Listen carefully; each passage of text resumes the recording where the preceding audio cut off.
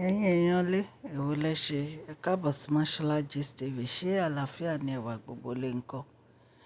Gist tí mo fẹ́ mú wá lórí àwọn actress wa méjì èyí tó jẹ́ pé iṣẹ́ ọwọ́ wọn ó ní agbára tó dẹ̀ jẹ́ pé mo like láti máa wo fídíò àwọn méjèèjì, ṣùgbọ́n àwọn èèyàn wọn fẹ́ da àárín wọn rú. A dẹ̀ fẹ́ kí wọ́n jà nítorí pé ìjà kò dára, ìjà máa ń ba nǹkan jẹ́ ni. Ẹ̀yin èèyàn lé Fathai Balogun Williams, wọ́n jẹ́ èèyàn kan tó jẹ́ pé mo like iṣẹ́ wọn gidigidi. Mo dẹ̀ like ìgbésí ayé wọn nítorí pé wọ́n jẹ́ obìnrin akínkanjú èyí tó jẹ́ pé wọ́n ń ṣiṣẹ́ takuntakun. Gbogbo àwọn videos tí wọ́n ti ṣe àti movies, mo kan sára sí iṣẹ́ ọwọ́ wọn. Bẹ́ẹ̀ náà dẹ̀ ni Iyabo kò gbẹ́yìn náà.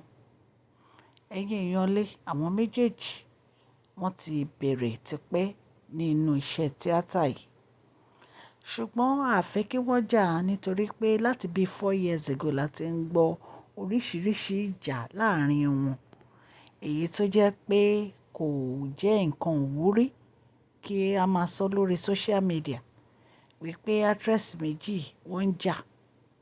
Nǹkan tó ti ẹ̀ jà fún àwọn èèyàn ń sọ kiri ń gbà yẹn, ṣùgbọ́n àwọn ò ní sọ lórí channel wa yìí nítorí pé kì í ṣe gist tá a fẹ́ sọ lénìí nìyẹn lórí ọ̀rọ̀ wọn. Mo gbọ́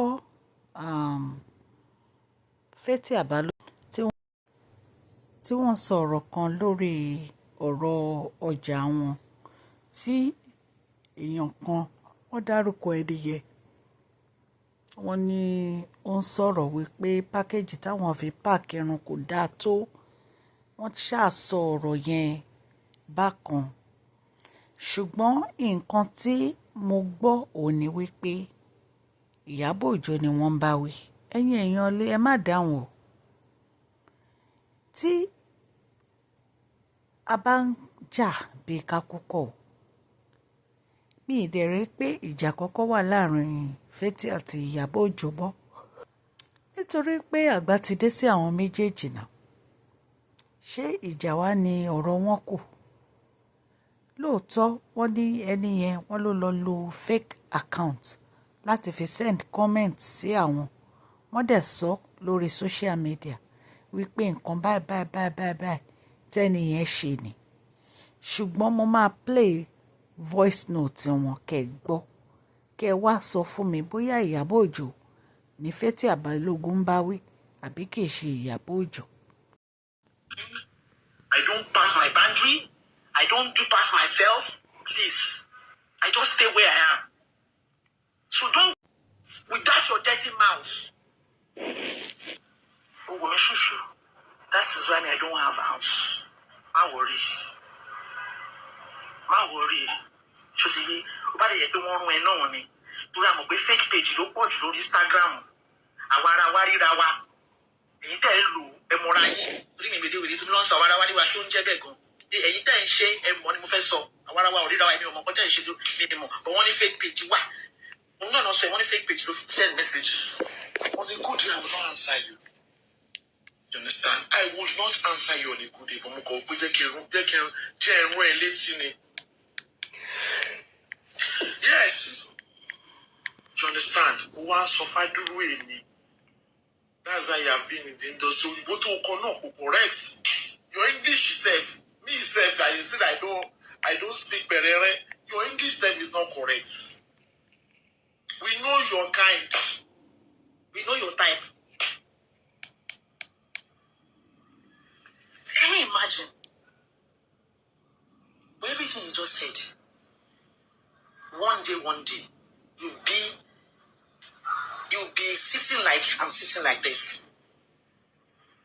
And this will happen to you. Tèmi sọ pé Olúwa dára sí mi. I know you are watching me. You understand? Ṣé ẹ ti gbọ́ orúkọ ẹ̀ ni wọ́n dá yẹn ò Tèmi Tọ́pẹ́ Olúwa dára sí mi. So your friend that bought it from me, thank you so very much. I appreciate you. God will continue to bless you. I know how I fought my girl on this hair. That this hair must be delivered well. This clinic must be doing right. Someone that bought this kind of hair. I don't want to say the amount this hair was. Because it's expensive. It's one of our luxury hair that this person bought. Oh, I beg well, eh? You are not the one that bought hair for me. You now came to my page. I know this is the attention you want to, but I just gave you small. I gave you small. You understand?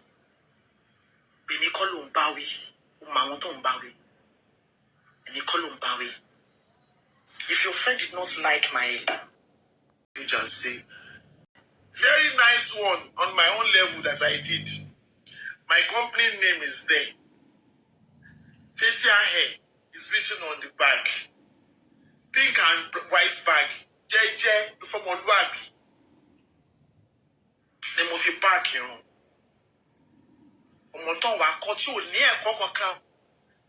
Because I didn't do 500,000 naira package bag. That's why I want to bawi ufinile. That's why I want to bawi kini.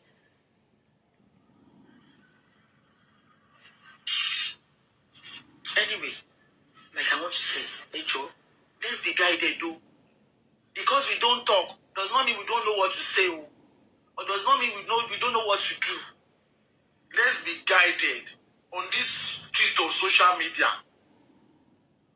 You can't be in your house, you just take your phone and be insulting people anyhow. It's not done and it's not nice.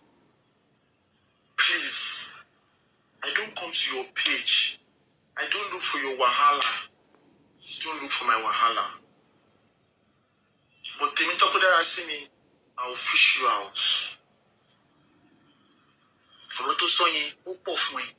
It's too much for your mouth.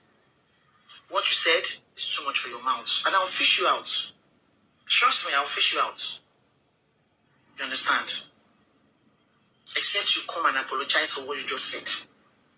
Or your friend should break the nylon out and show people of the world. It's not as if I went to buy black nylon or buy street nylon. Customized nylon.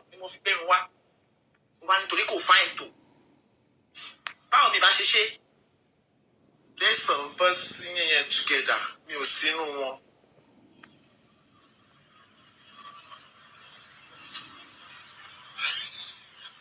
We shall see. Thank you everyone for listening. I just wanted to report this to you. So that later you not be saying because she's skinny come. No. I respect you so much. They're the only people I have. Instagram fan, TikTok fan, Twitter fan, Facebook fan. They're the only people I have. I don't have anyone. They're the only people I have in my life. So I need to come and report for the first time. See what happened. You understand?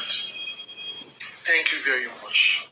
Because that was not even why I was coming to live. Just come and do live briefly and go back to what I was doing.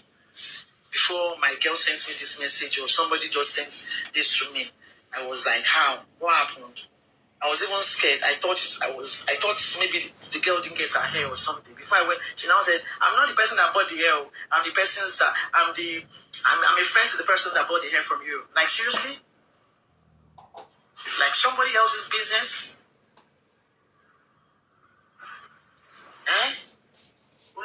Temitayo Oluwa Darasimi.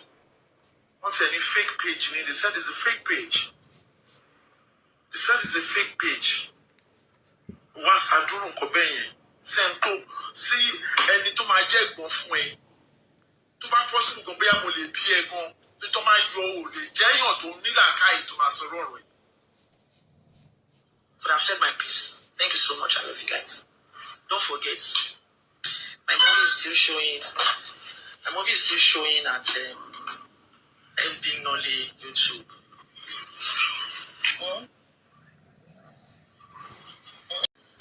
You understand? So my movie is still showing. Please subscribe to my YouTube channel, MB Nolly TV on the YouTube, and watch Ashego. We're dropping another one for the Ilea Festival, and you're gonna like it too. Please, my sales is still going on Fathia, House of Fathia, strictly still. Patronize and buy your Ilea outfits with our silk, our beautiful Bubu silk, our buyers. Just follow House of Jipia and you get all our amazing outfit for Ilea. Not chest, even if they take 150, 200 as you can still wear my silk and slay to the party. Trust me. You understand? So we're still on the sale. We started on and we end the sales on the 20th of this same month. Please rush to my Figure Speaking Silk and order for your own abaya with beautiful silk and rock for the layer. Thank you so very much. I love you guys. One for just